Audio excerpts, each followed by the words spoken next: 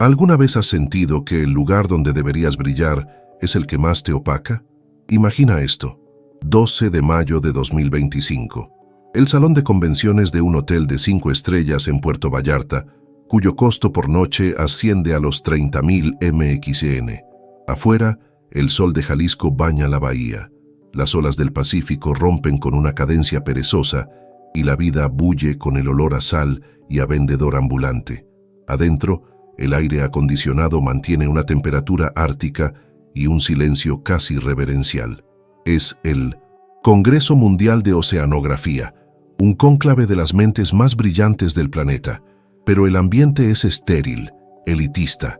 El azul vibrante del océano, enmarcado por ventanales impecables, parece una pieza de museo, un objeto de estudio lejano, no una fuerza viva y palpitante. En este acuario de egos y datos se encuentra Itzel Flores. A sus 27 años, es una geofísica egresada con honores de la UNAM, una de las ponentes más jóvenes del evento. Su energía es una chispa en la penumbra académica. Viste un traje sastre sencillo pero elegante, una elección que la hace destacar entre los costosos atuendos de diseñador de sus colegas europeos y norteamericanos. Sostiene sus notas con manos que tiemblan ligeramente, un temblor que delata su nerviosismo, pero sus ojos, oscuros y profundos, arden con una convicción que es casi un desafío. Ella no está aquí solo para presentar datos, está aquí para defender un secreto que el océano le ha estado susurrando y que solo ella parece haber escuchado. Su lucha interna es tan profunda como las fosas tectónicas que estudia. Es una científica rigurosa, sus algoritmos son impecables, su metodología es sólida. Sin embargo, su teoría más innovadora, la que está a punto de presentar, no nació únicamente de las frías matemáticas. Nació de escuchar, de pasar meses en la costa de Oaxaca, hablando con pescadores de piel curtida que le contaban cómo el mar se enoja en silencio antes de gritar. Nació de una intuición casi heredada sobre los patrones ocultos de la naturaleza. Intenta reconciliar esta herencia, que valora el conocimiento ancestral, con un mundo científico que desprecia todo aquello que no puede ser medido, cuantificado y replicado en un laboratorio. ¿Cómo se demuestra una corazonada, aunque esté respaldada por terabytes de información? Sentado en la primera fila, como un rey en su corte, está el doctor Alexei Petrov. A sus 65 años, es una leyenda, un zar de la sismología tectónica cuyo rostro adorna los libros de texto. Es imponente, con una barba blanca perfectamente recortada y una mirada gélida que parece analizar y desestimar todo a su paso. Su autoridad es absoluta. Su palabra es ley. Él representa el dogma, la tradición, el poder de un sistema que se protege a sí mismo de ideas nuevas y disruptivas, especialmente si no provienen de los centros de poder establecidos. Para él, la ciencia es un edificio de certezas inamovibles, y él es su arquitecto principal, intolerante a cualquiera que se atreva a cuestionar sus cimientos. Llega el turno de Itzel, sube al podio, respira hondo y comienza a hablar. Su voz, al principio vacilante, gana fuerza y pasión a medida que despliega su teoría del eco sísmico. Explica, con gráficos y datos complejos, que los sistemas de alerta actuales son sordos, que los megaterremotos que generan tsunamis son precedidos por patrones de microsismos de baja frecuencia, una especie de murmullo tectónico que todos los sistemas descartan como ruido de fondo. Argumenta que esos ecos no son ruido, son la verdadera clave, el grito ahogado de la Tierra antes de la catástrofe. Es una idea revolucionaria, una que podría salvar miles de vidas, una que reescribiría los protocolos de alerta temprana en todo el mundo. Termina su presentación y un silencio tenso llena la sala. Antes de que el moderador pueda hablar, el doctor Petrov se levanta y toma un micrófono del pasillo. No hace una pregunta. Procede con una calma sádica a ejecutarla públicamente. Desmantela su investigación con un sarcasmo brutal, citando sus propias publicaciones como si fueran sagradas escrituras. La acusa de confundir correlación con causalidad, de dejarse llevar por la imaginación, La humillación es metódica, precisa y devastadora. La audiencia, compuesta por sus pares y héroes académicos, observa en un silencio incómodo, algunos con una mueca de compasión, otros con una sonrisa cómplice. ¿Quién se atrevería a contradecir al gran Petrov? Su teoría, señorita Flores, dice Petrov, su voz resonando en los altavoces, es pintoresca, es folclore con matemáticas. La frase cae como un latigazo. Itzel siente que el color abandona su rostro. Él no ha terminado. Se acerca un paso más al escenario, como un depredador que acorrala a su presa. Es ciencia sentimental, una interpretación poética de datos aleatorios. Finalmente, le asesta el golpe de gracia, una frase que la marcará para siempre. Regrese cuando tenga datos, no poemas sobre las olas. Esto es ciencia, no una telenovela mexicana. El insulto cargado de un desprecio apenas velado sella su destino. Algunas risas ahogadas se escuchan en la sala. Itzel permanece de pie en el podio, paralizada. Siente cientos de ojos sobre ella, pero no ve a nadie. El sonido se desvanece, reemplazado por un zumbido en sus oídos. Su credibilidad, su carrera, sus años de trabajo apasionado, todo ha sido reducido a cenizas en menos de 5 minutos por el hombre que más admiraba. Baja del escenario como una autómata, evitando la mirada de todos. Siente la humillación como un manto físico, pesado y asfixiante. La ciencia, el mundo que ella amaba, le acaba de demostrar que no hay lugar para los que se atreven a escuchar al océano de una manera diferente.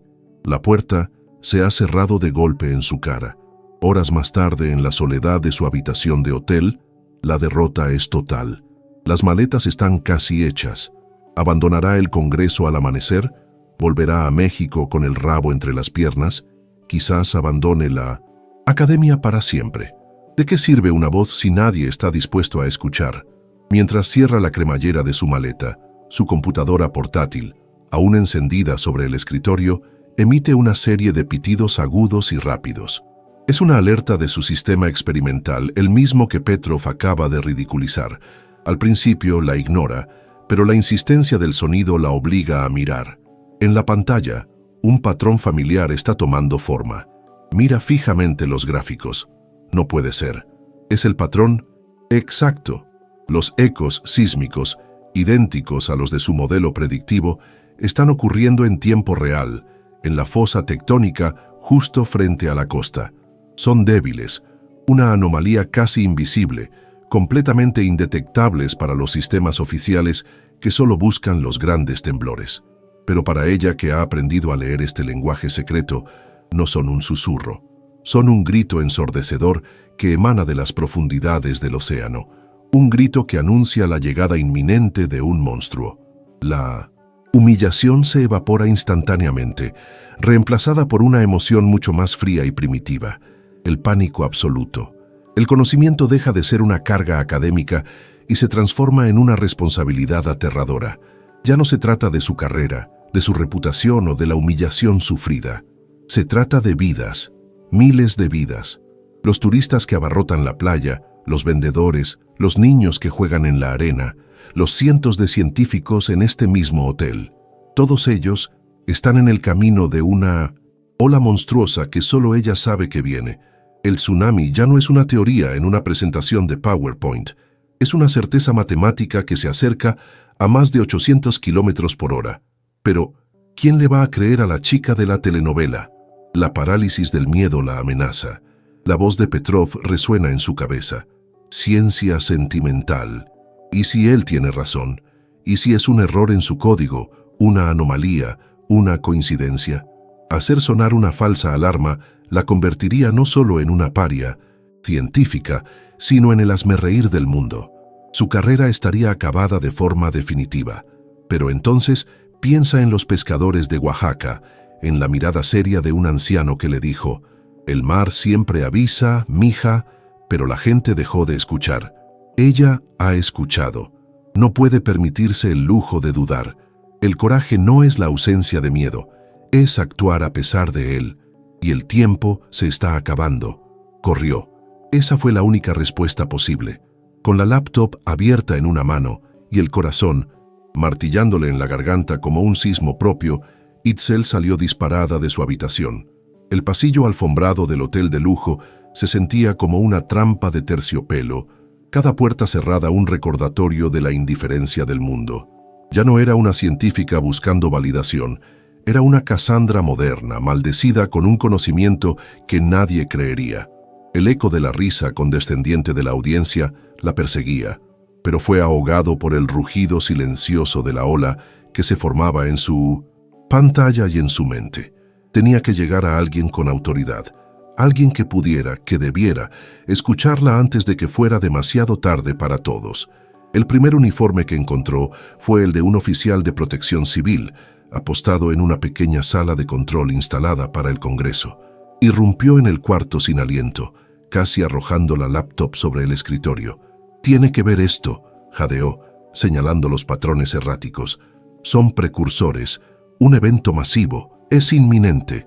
El oficial, un hombre de mediana edad con una expresión de aburrimiento profesional, la miró con una mezcla de lástima y fastidio. Con una lentitud exasperante, giró su propio monitor hacia ella. «Mire, señorita», dijo con tono paternalista, «el sistema de alerta de tsunamis del Pacífico. Todo en calma. Luces verdes. ¿Ve? Sin sismos reportados». El oficial, para librarse de ella, llamó por radio a un superior, quien llegó con la misma aura de escepticismo. Le explicaron, como a una niña, que sus ecos eran probablemente interferencia, una falla en su equipo o, peor aún, en su interpretación. Se sentía como gritar bajo el agua. Estaba presentando evidencia y ellos solo veían a una joven histérica. A veces, la verdad no necesita ser refutada, solo necesita ser ignorada por el sistema. Si alguna vez te has sentido así, una voz solitaria gritando en el desierto contra un muro de indiferencia, suscríbete a este canal, porque sabes lo que es luchar por una verdad que solo tú puedes ver. ¿Cómo convences a alguien de un peligro para el que no tienen una casilla que marcar?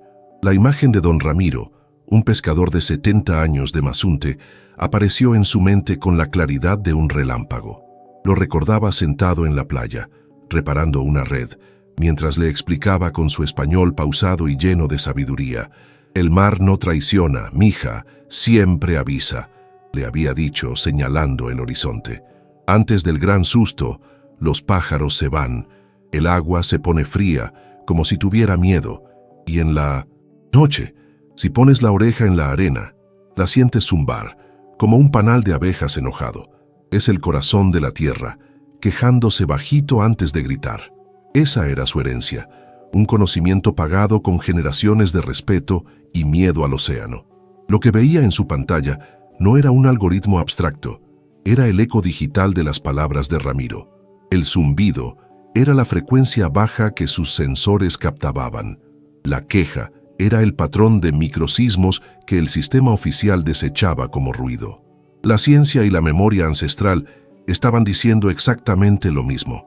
Esta revelación no la calmó, sino que la llenó de una certeza aterradora. Su teoría no era solo suya, era la traducción del lenguaje del océano, un lenguaje que don Ramiro entendía con el alma y ella con las matemáticas. La responsabilidad se multiplicó. No solo se traicionaría a sí misma si no actuaba, sino que traicionaría siglos de sabiduría. En un último y desesperado acto de fe, lo buscó a él, el doctor Alexei Petrov. Estaba en el bar del lobby, rodeado de un séquito de admiradores que reían de sus anécdotas. Irrumpió en el círculo, interrumpiendo la atmósfera de autocomplacencia. «Doctor», le suplicó, mostrándole la pantalla de su laptop, «mire el patrón. Es real. Está sucediendo ahora». Petrov ni siquiera se dignó a mirar los datos. Vio su rostro pálido, sus ojos frenéticos, y una sonrisa de cruel satisfacción se dibujó en su rostro. La vio no como a una colega advirtiendo de un peligro, sino como la confirmación de su propio juicio. ¿Qué hace un profeta cuando el Dios al que se enfrenta se niega a mirar el apocalipsis que ha desatado?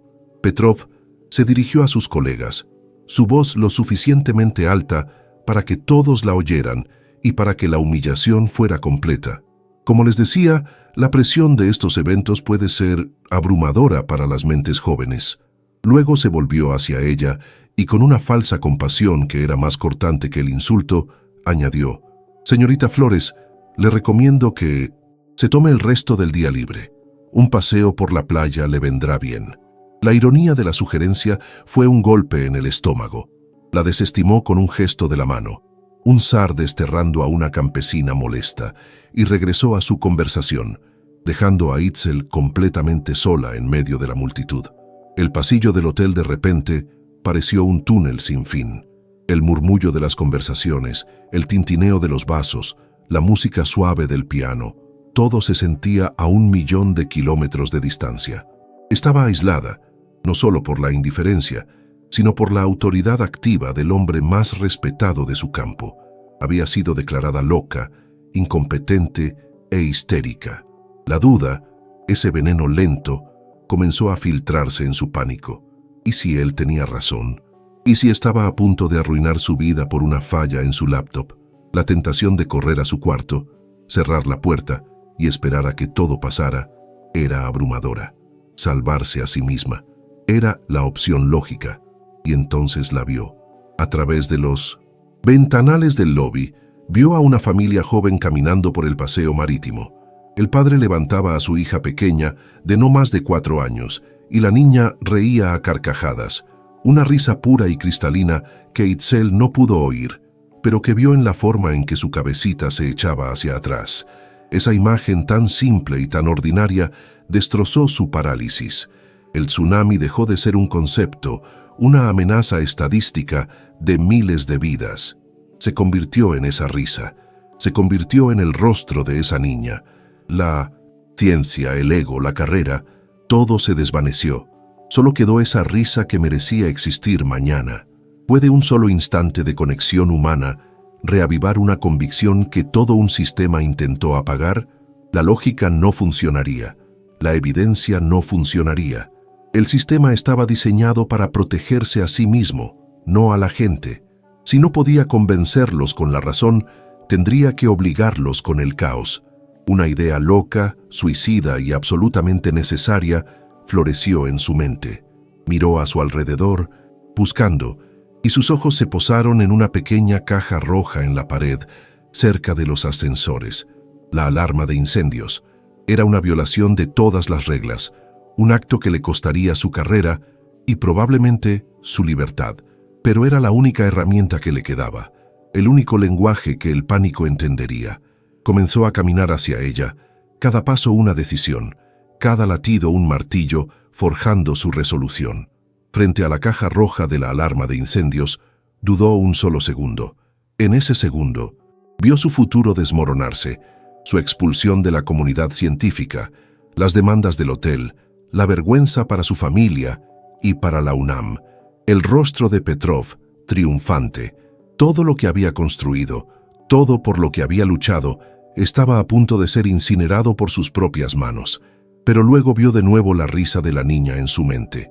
Era una elección simple y terrible, su futuro o el de ellos. La pulsera de hilo rojo en su muñeca, el regalo de su abuela, de repente se sintió pesada, como el peso de una promesa. Era la promesa de escuchar. Con un grito ahogado que fue más de rabia que de miedo, jaló la palanca con toda su fuerza. El alarido electrónico de la alarma de incendios fue instantáneo y brutal.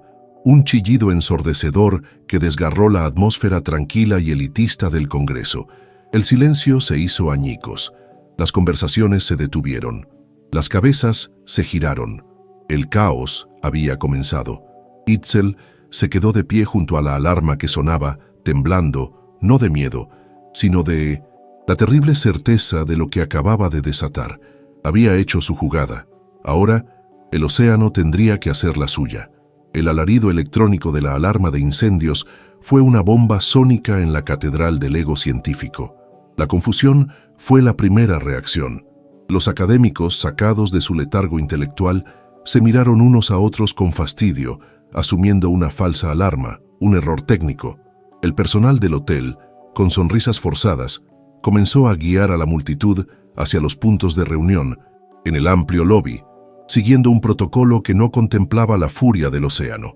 En medio de ese caos ordenado, Itzel permanecía de pie junto a la palanca que había jalado, una profeta solitaria cuyo grito de advertencia había tomado la forma de un chillido mecánico.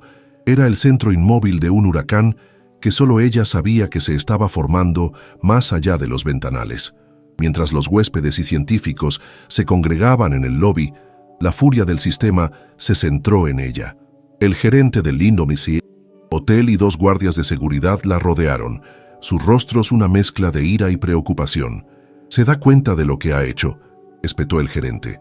El doctor Petrov se abrió paso entre la gente, su rostro una máscara de furia gélida.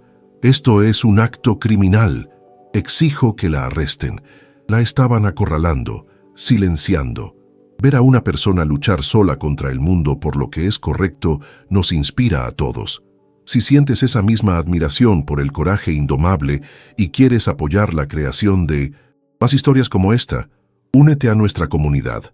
Tu apoyo es la fuerza que nos permite seguir creyendo en los héroes inesperados. Desesperada, ignorando a los guardias, Itzel se subió a una silla de terciopelo. Su voz ahora no era la de una académica, sino la de un ser humano suplicando por otros. «Olvídense del fuego», gritó, su voz rasgando el aire tenso. «Miren el mar, la ola viene». No habló de datos, ni de ecos sísmicos. Habló con el lenguaje universal del miedo y la supervivencia. «No a la playa, suban a los pisos más altos. Confíen en mí, por favor». Sus ojos buscaban los de la gente, intentando transmitir la certeza aterradora que la consumía. Pero ¿podría una súplica desesperada romper el muro de la incredulidad antes de que el propio océano lo hiciera añicos? Fue entonces cuando un nuevo sonido se unió al de la alarma del hotel, un aullido profundo y ominoso que venía de afuera. Las sirenas oficiales de alerta de tsunami de la ciudad comenzaban a sonar, con una desesperación tardía que helaba la sangre. Todas las cabezas se giraron instintivamente hacia los enormes ventanales. Y lo vieron, la primera señal inequívoca, la que los pescadores de Oaxaca le habían descrito a Itzel. El mar no estaba subiendo, se estaba yendo.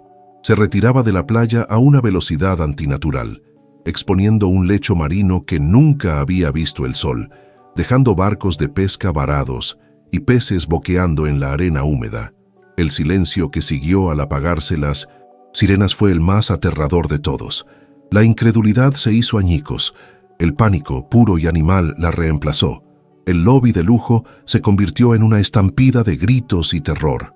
La elegancia académica se disolvió en un instante, revelando el miedo primordial que yace bajo toda civilización. La gente corría en todas direcciones, tropezando, empujando, en un intento desesperado por escapar de una amenaza que ya estaba sobre ellos. Itzel observó el caos, pero su propio pánico había sido reemplazado por una claridad helada. Su peor predicción se había hecho realidad. Ahora la científica tenía que desaparecer y dejar que la líder tomara el control. El tiempo de las palabras había terminado. Era el tiempo de las acciones. Mientras todos corrían por sus vidas, Itzel corrió hacia el peligro. Su voz, antes temblorosa en el podio, ahora cortaba el caos con una autoridad nacida de la certeza. «¡Las escaleras! ¡No los ascensores!», gritaba, señalando las salidas de emergencia. Agarró a un par de ancianos que estaban confundidos y los empujó suavemente en la dirección correcta. Vio a una madre que había perdido a su hijo en la estampida y con una rapidez increíble localizó al niño llorando detrás de una maceta y se lo entregó. No era una heroína de película, era una mujer que había aceptado su terrible conocimiento y lo estaba usando para salvar vidas, una por una. ¿De dónde sale esa fuerza? ¿Cómo una científica humillada se convierte en un faro en medio de la tormenta más oscura? En 1900, en medio del pandemonium, vio al doctor Petrov.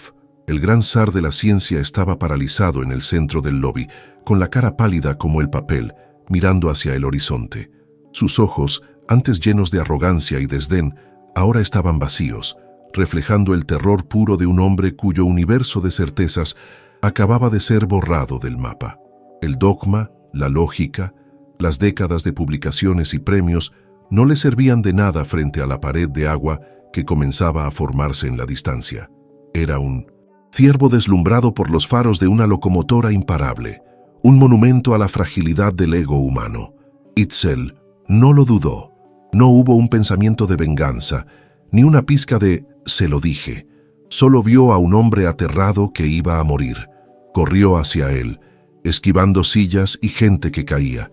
Lo agarró del brazo con una fuerza que no sabía que poseía. «Alexei, muévete», le gritó, usando su nombre de pila por primera vez.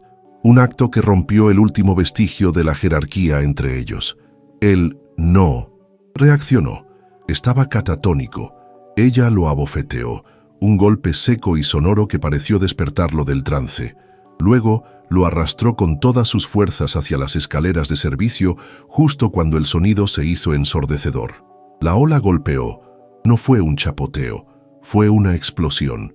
Los ventanales de cristal templado de 2 pisos de altura se desintegraron como si fueran de azúcar. Una pared de agua oscura y furiosa, cargada de arena, escombros y la furia de una placa tectónica, arrasó el lobby con una violencia inimaginable. El rugido fue absoluto, un sonido que borraba todos los demás. Desde la seguridad relativa del primer descanso de la escalera, Itzel y Petrov vieron cómo el mundo de lujo y orden era devorado en segundos. Estaban a salvo, por ahora. Pero ¿qué quedaría de su mundo y del de todos los demás cuando las aguas se retiraran? Estaban vivos. En la penumbra de la escalera de emergencia, con el sonido del agua rugiendo debajo y los gritos ahogados de la gente, se miraron. Él temblaba incontrolablemente, no solo de miedo, sino por el colapso de toda su realidad. Ella, aunque temblaba también, lo sostenía. No había triunfo en su mirada, solo una profunda y trágica tristeza. Su teoría, su poema sobre las olas, acababa de ser validada de la manera más espectacular y horrible posible. La telenovela mexicana había tenido un final devastador, y el mundo entero había sido el espectador. El eco del océano se había convertido en un grito que nadie podría volver a ignorar. Cuando las aguas se retiraron, revelaron un mundo irreconocible. La mañana del 13 de mayo de 2025 amaneció sobre un Puerto Vallarta devastado, un paisaje de escombros, lodo y silencio roto, solo por el llanto de las sirenas de ambulancias y el zumbido de los helicópteros de la Marina. El lujoso lobby era ahora una tumba de barro y muebles destrozados. En medio de la catástrofe, mientras los equipos de rescate comenzaban su lúgubre tarea, una historia se abría paso entre los reportes de víctimas y daños. La de una joven científica mexicana que había activado una alarma de incendios y salvado a cientos de personas. Los medios de comunicación, nacionales e internacionales, no buscaban al gerente del hotel ni a los oficiales de protección civil. Buscaban a la misteriosa heroína, la mujer que había escuchado el grito del océano cuando todos los demás estaban sordos.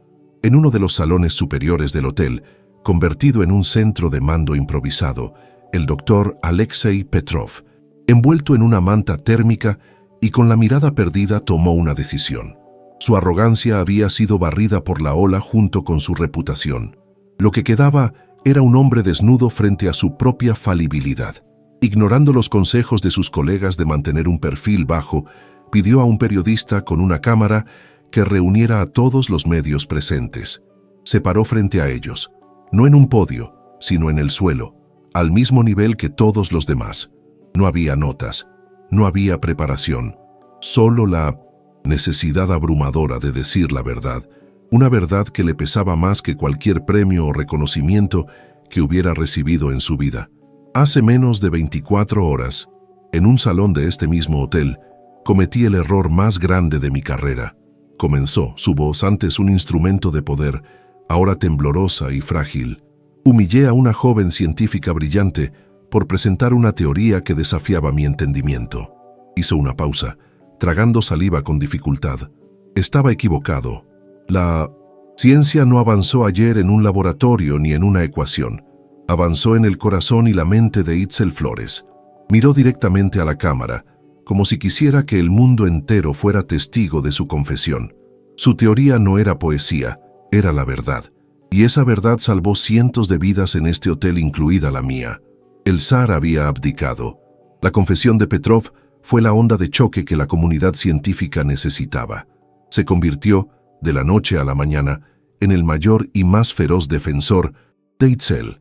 Usó su inmensa influencia y su red de contactos no para salvar su propia reputación, sino para elevarla de ella.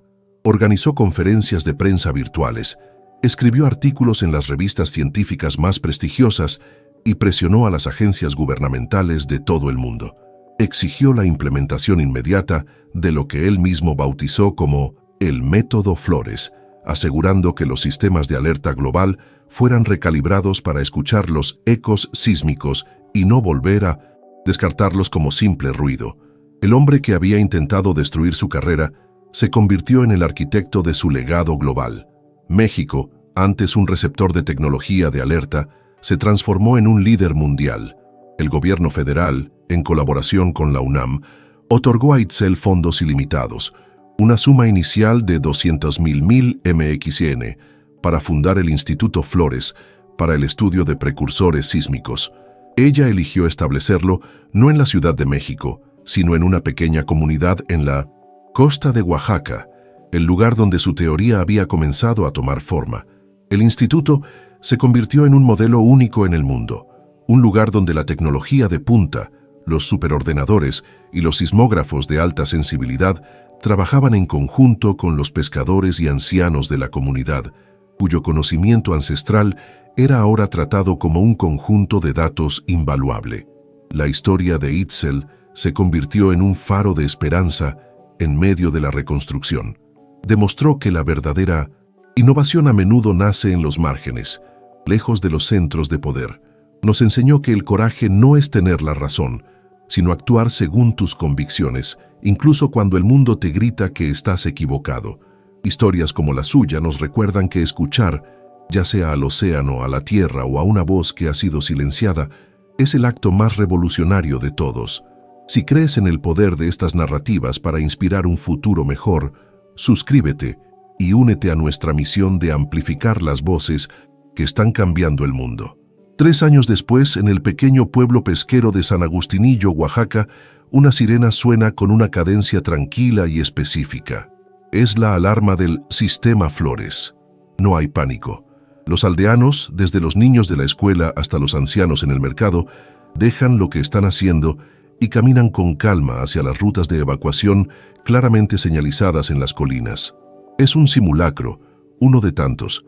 Itzel Flores, ahora con 30 años, observa la escena desde una loma, con una sonrisa serena. A su lado, un retirado y apacible Alexei Petrov, ahora un valioso colaborador voluntario en su fundación, asiente con la cabeza. «Lo lograste, Itzel», dice en voz baja. «Les enseñaste a confiar en la ciencia, porque les enseñaste que la ciencia por fin estaba dispuesta a escucharlos a ellos».